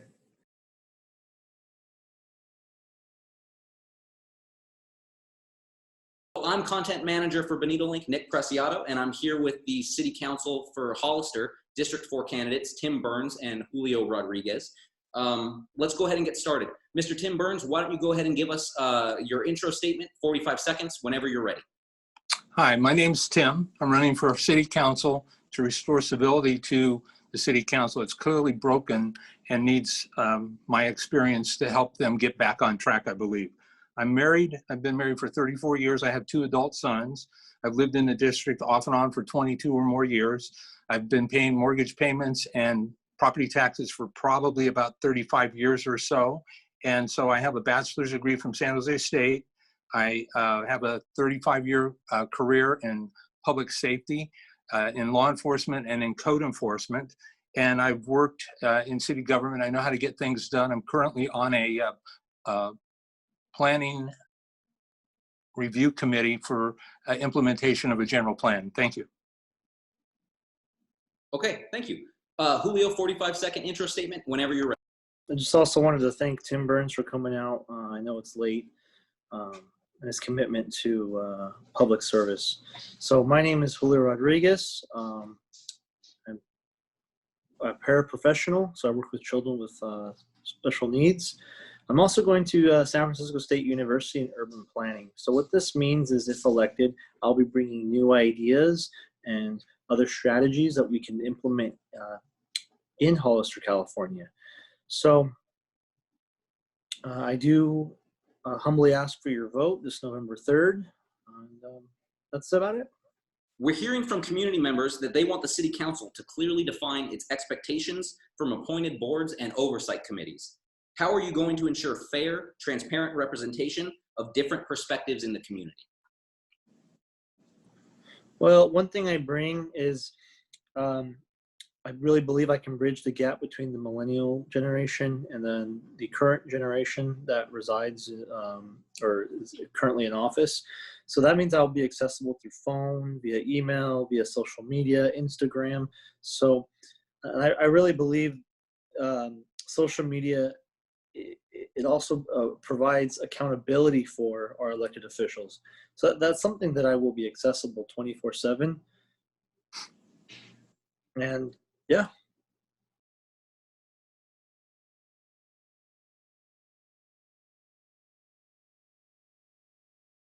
So I think the first thing that we need to do is have an open recruitment for those people, so all people who have an interest are considered for those appointments. In my professional career, I served as an ombudsman for a police department where I had civilian oversight of a 400-member police department, and that was through a national recruitment process. So I clearly understand the need for oversight and review. I think those committees need to work together with council, and I believe that there should be an annual report issued by each of those committees to show what the scope and completeness of their work is. I believe in inclusiveness. And so I think that's important. We've got a police chief recruitment hiring process coming up. And I believe we're going to need, or I think it would be in the city's best interest to involve the community in that actual hiring, where you bring members from different public safety entities, as well as not-for-profit groups and businesses to help assist the city council in choosing our next chief of police. Thank you. In your opinion, how do you achieve the balance between meeting state housing requirements and the need for improved infrastructure? That's a double-edged sword, as everybody knows. And I think essentially all candidates for council and mayor agree that we need to take a proactive effort to reduce the construction of single-family market rate housing in Hollister currently. But what we don't agree on is how we figure that piece out and interact with the state as it relates to Senate Bill 330. And so I would propose that we hire a subject matter expert attorney to give us good guidance. I'm willing to say no, but there's a consequence to simply saying no, and I'm not prepared to simply say no and face the challenge of potential fines, potential lawsuits, and potential loss of taxes. And so we need to have a clear strategic process to do that, and we need the community's input. It's simply not the council members' opinions that matter. Thank you.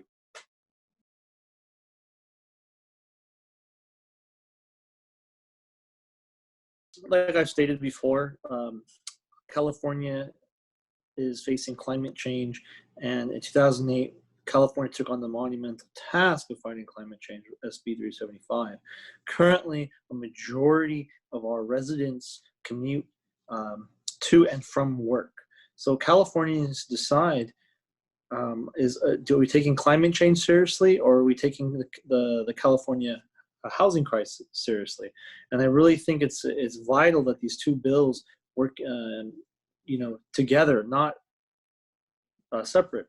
So one thing I'm proposing, and like I said, being at San Francisco State University, I have a wide range of resources and access, and working with partnerships such as the Monterey Partnership, AMBAG, and that's something that I really would love to be part of, because it's not just Hollister. This is a regional issue, and climate change, we have to take this seriously. Okay, let's do the final question. Mr. Julio Rodriguez, you will go first. There are many approaches to dealing with the issue of homelessness. If elected, how would you solve the problem locally? Same thing with the housing crisis and global warming. This is a regional issue, a state issue, and quite frankly, we have to be proactive with coming up with funds on how to combat that. Because there are matching funds or federal funds that if we come up with stuff, they're all, like I said, the state will also help us out. So one of the suggestions that I would be making would be requiring a impact fee or some kind of tax on the current developments that would go to combating homelessness. And with that, I would also want a oversight committee to oversee those funds and get expert opinions, people who would be qualified and passionately wanting to solve these issues.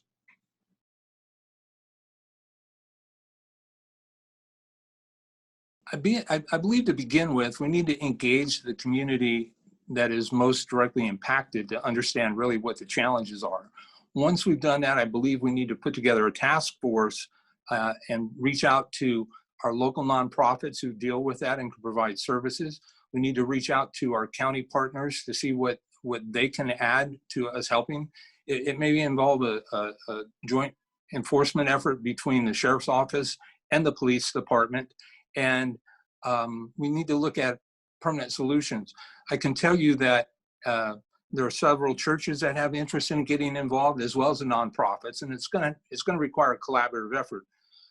The city of Hollister is a city that is the county seat for San Benito County, and because of that, you're always going to have people that are challenged, attracted to that area because the resources are there, the hospitals are there, the social services are there, and so we need to work with partners and the business community to address this need. Thank you. Thanks. So again, I'm going to humbly ask the voters in District 4 to vote for me. I believe I bring the education, the training, and the experience necessary to represent the needs and interests of the people that reside in District 4. I am going to work with them to listen to what they have to say.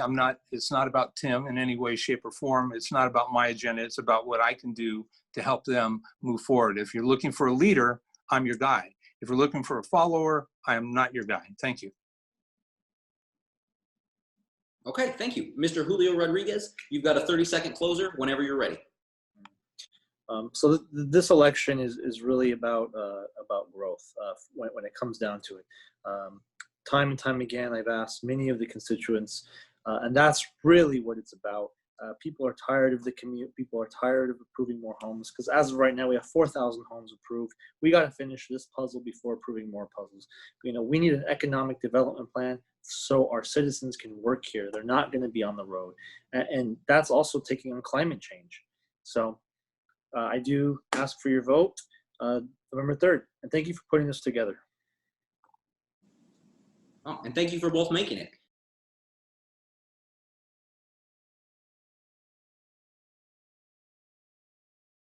Hello, I'd like to thank the Your Voice, Your Vote project by BenitoLink. BenitoLink provides San Benito County with quality journalism to help keep our citizens informed at this critical time. As the incumbent candidate for San Juan Bautista City Council, it is important for me to complete the important projects I have started. The most important project is our water project, which includes improving our drinking water and our wastewater treatment system.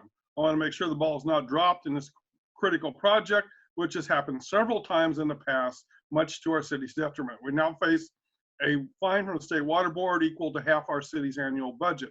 My list of accomplishments while in office is considerable. I authored the Code of Ethics for all of our officials. To improve transparency, I helped pass a cannabis tax for our city to improve our. Hi, good evening. My name is Jackie Morris-Lopez. I'm a lifetime resident of San Juan Bautista. I decided to run for city council the right way this time. I actually was a write-in candidate a couple of years ago, and of course didn't make it, but it was, I got some votes, and so I thought, why not go ahead and do it the right way? I've had some time to think about the issues, and just like John has been instrumental. I commend him. He's been a wonderful councilman. I would be honored to serve with him. He is talking about water and sewer treatment. I agree with him wholeheartedly. I'd like to take up the ball and go with that and make sure that we get that fixed. We had 2 large housing developments that went through, not by John. Sorry, Jackie, that's time. It's okay. So now we're going to move on to the questions. John, you will answer first, and then Jackie, you can go after, and then we'll just reverse from there. So first question, this is actually coming from residents. This is a BenitoLink survey question. How will you control population growth and Caltrans projects to preserve the San Juan Valley and its prime farmland? Controlling Caltrans projects is very hard. They go to their own drum. As for controlling population growth, what I have done in the past is just send it to the Planning Commission with my recommendation that these large projects not be completed because we don't have adequate infrastructure or ways to take care of these projects that we have going now, let alone a new one. So I have always been in favor of putting the horse before the cart, and that means having proper water and sewer and other utilities before we get strapped with another new project. So I just kind of reject large projects out of hand.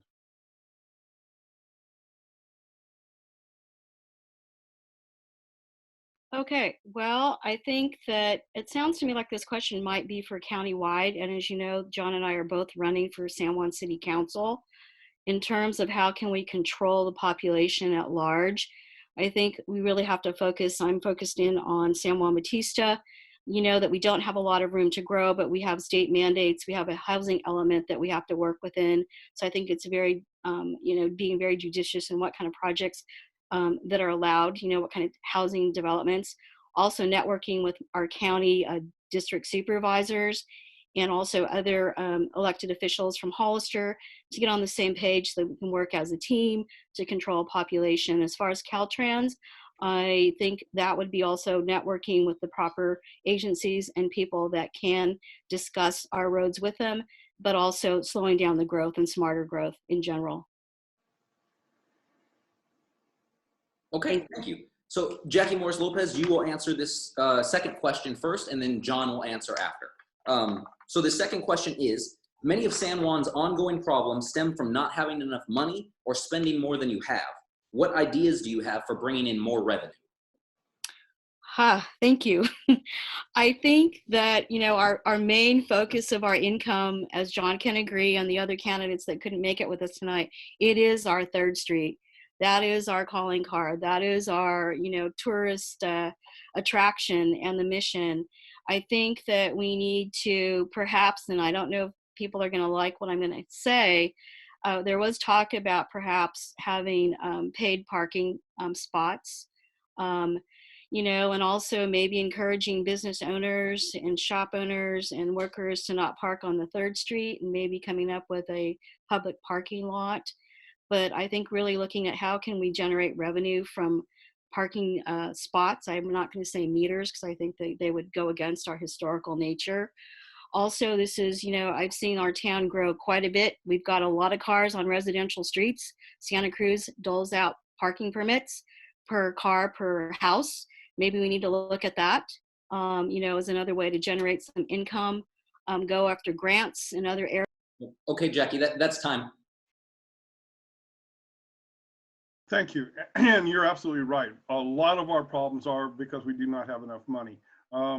So one of the ways that the state has allowed cities and counties to get more money is to tax cannabis. 2 years ago, we passed a cannabis tax by 70% to 30%. Because of a lot of reasons, it's kind of stalled in its implementation. One of the things I'd like to do is push that forward and get it going. On the south side of 156, there's several industrial parcels where a cannabis business could locate at and pay us a higher rate of taxes. So that's one way that we can generate money on our own. And in addition to 3rd Street, I also have some ideas to revitalize 3rd Street, but I'm very afraid of the COVID situation has shown to us how fragile a tourist economy can be with ongoing pandemics. And I hate to be a pessimist, but I don't see a quick end to this. Okay. Now for the final question. John Freeman, you will answer first. Explain your stance on San Juan's urban growth boundary and where you would like to see that line drawn. I have been talking about an urban growth boundary with Councilman DeVries for the last 2 years, and I'm 100% in favor of it. My opinion is the urban growth boundary just needs to follow the present city limits. We just need to confine all our housing growth to within that boundary, and industrial growth also, commercial growth. And we'll have a walkable, pleasant, environmentally sustainable city. If we let it grow beyond the urban growth boundary, beyond our present city limits, that just leads to sprawl and more traffic on the roads, not just San Juan roads, but the county roads and everything. And it's just a real issue. So I want to keep everything compact and sustainable, at least as when it pertains to our city. Thank you.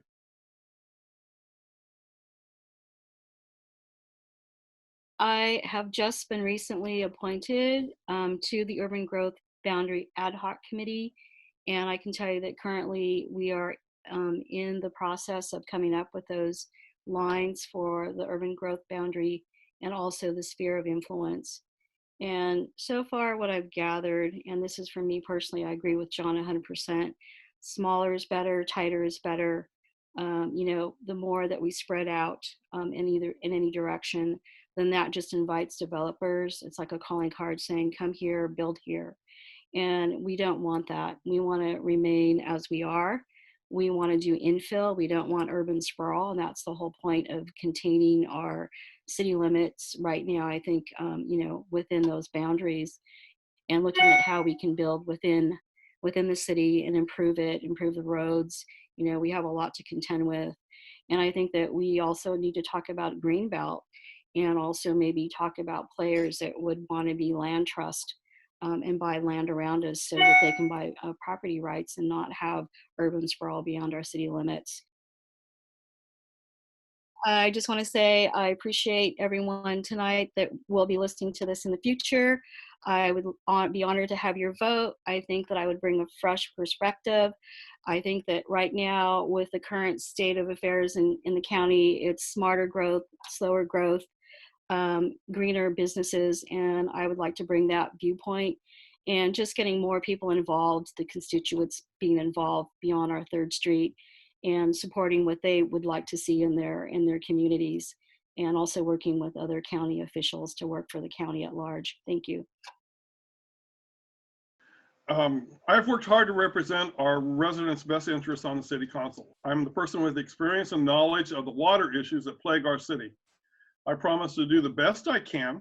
Remember, I'm only 1 vote out of 5 to get San Juan better quality water and our wastewater treatment into compliance. I'm also fighting for parks and recreation for our citizens.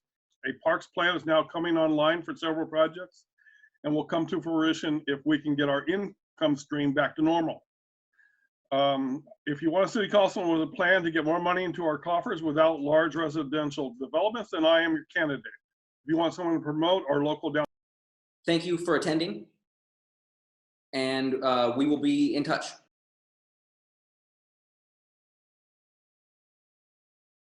We are joined today by Ms. Margie Barrios, proponent for Measure N, and Mr. Andy Hsia-Coron, opponent of Measure N.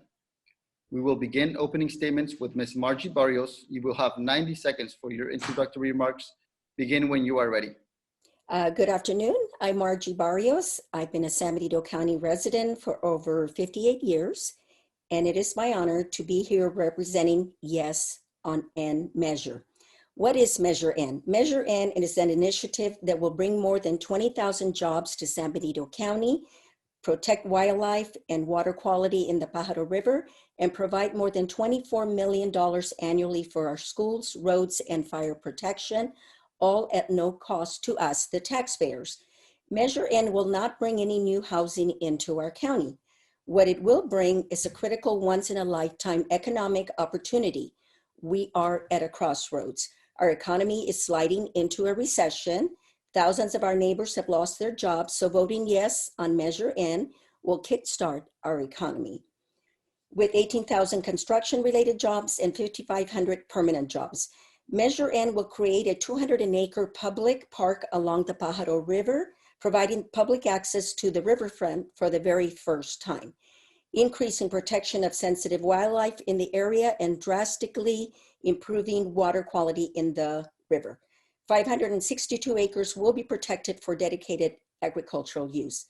Of utmost importance, Measure N benefits will be entirely privately funded. Nothing will rely on raising our taxes. That's why San Benito County Building Trades, San Benito County Chamber of Commerce, San Benito County Business Council, local environmentalists, firefighters, and many more will support Measure N. We need jobs. Hi, my name is Andy Hsia-Coron. I'm a newcomer to San Benito County. I've only been here 33 years.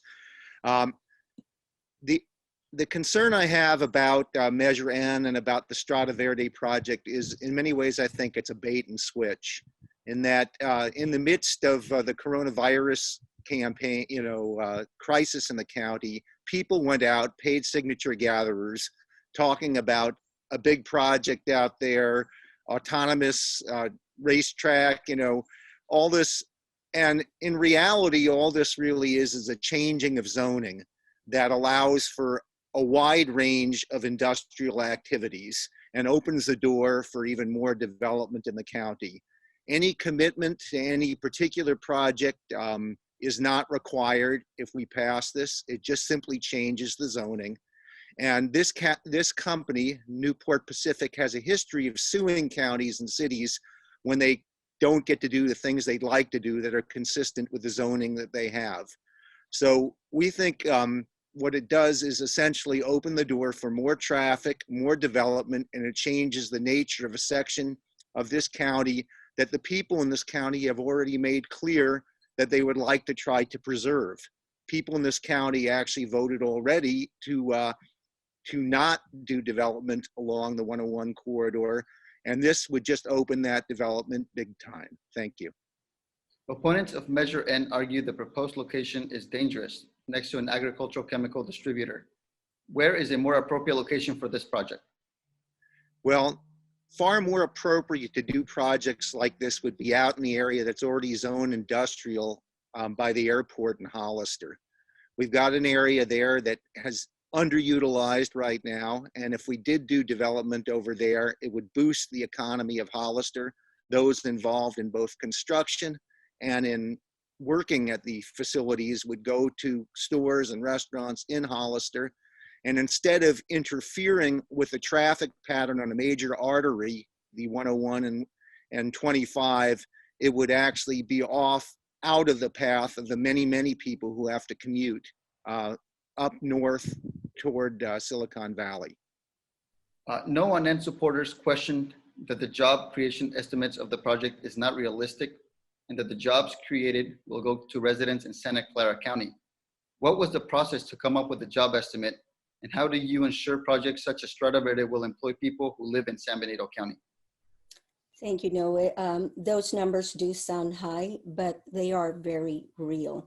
And they are real because of the following two pieces of information that I will share with you. The Santa Clara San Benito Building and Construction Trades, they have endorsed Measure N, because they are thrilled about the prospect of so many local job opportunities for their members that live in San Benito County. We do have a lot of tradesmen that live in our county. The building trades in Strata Verde are in the process of finalizing a deal to ensure that San Benito County residents are first in line for the thousands of available jobs. They range from construction, engineering, hospitality, skilled trades, support services, and they're going to be available to applicants from all different levels of education. The jobs numbers were created by a third party. It's an independent expert. They are backed by a comprehensive economic impact study prepared by DTA using tried, tested, and approved methodology. Are initiatives an appropriate way to plan a county's future? And why do you feel this initiative is or isn't the right way to handle a project like Strata Verde? I believe that it is the right way to handle this. And let me say this, that many of the same opponents of Measure N, they were working on an initiative that would do just what we're doing now, where you would require a public vote on projects of this size and nature. We agree on that point. The voters should weigh in on a project of this size and make it clear that our vision for the property is not for more housing, but as a source of jobs and very substantial county revenue that we will be receiving with this project. The supporters of Measure N believe that putting this decision in the hands of San Benito County voters is the right thing to do, as I feel is the right thing to do. And in order to qualify for the ballot, we needed to collect signatures. Needed were 2009 from registered San Benito County voters. 2,500 of those signatures were collected in less than 10 days or in 10 days. So Measure N provides an opportunity by the voters to directly get involved and jumpstart the Strata Verde project and San Benito County's economy.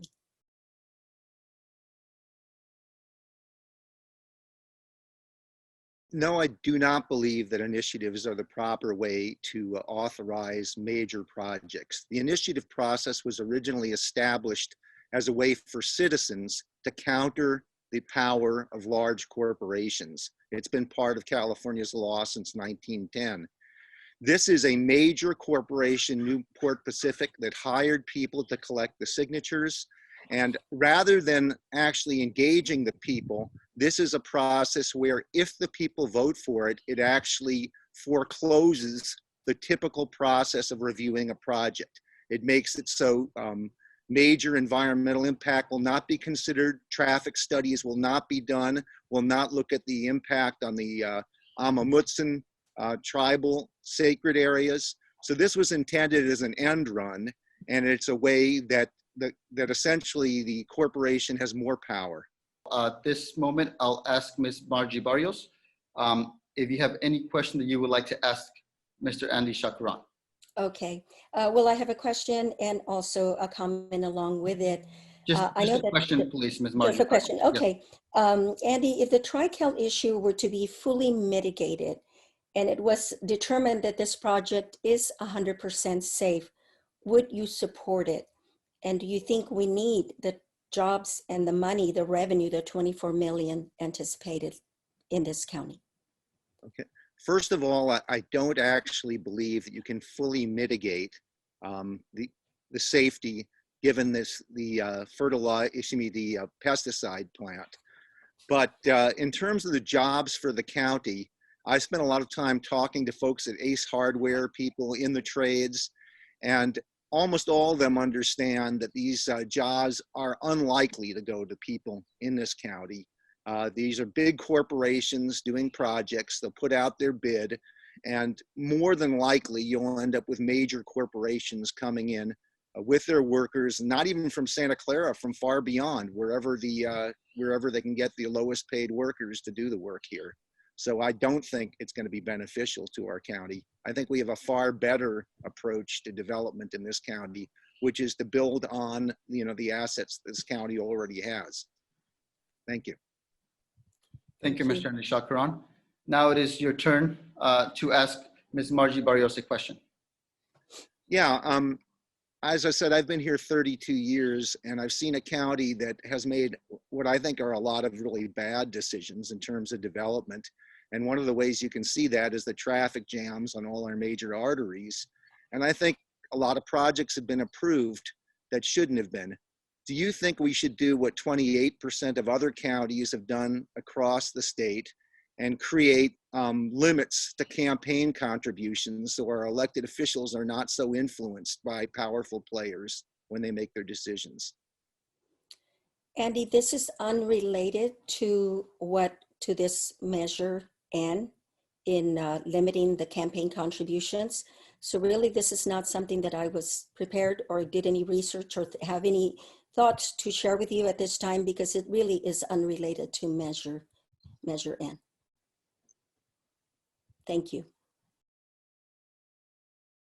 All right, thank you very much. As a member of our community, a former San Benito County supervisor and a Hollister School District trustee, I don't take projects like this one, of this magnitude, lightly. We have to benefit as a community from the developers' gain. Jobs, infrastructure improvements, economic benefits, tax dollars for our schools and for our county services. Your yes vote and Measure N will give us those benefits and give opportunity for our commuters, 70% of our workforce, to not only live here, but they can play here. They can, and most importantly, they can also have more time for their families. Our high school and college students will most definitely have more doors opened up for a brighter future for them. Vote yes on N for them, our future, and our most deserving community. The people of San Benito County have spoken very clearly that they are deeply concerned about runaway development in the county. What used to be 20-minute commutes from the highway to Hollister is now often an hour.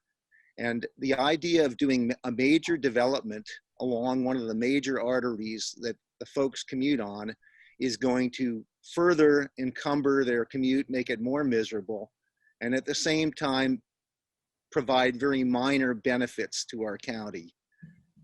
We keep on being told over and over again that each development will solve our problems, and each of them ends up creating more problems and putting us in a worse position. That's not really rational, and the people are opposed to this kind of project. Thank you. Thank you so much, Mr. Andy Hsia-Coron and Ms. Margie Barrios. Appreciate your time in speaking with us today. Thank you so much. Have a nice rest of your day. Thank you too. Bye, bye, Margie. Bye-bye, Andy. Thanks again for doing the surveys and taking part in the forum. We want to thank our sponsors who have supported local nonprofit news, Rohit Sharma, BenitoLink President, and the Election Committee. And finally, thank you for joining in.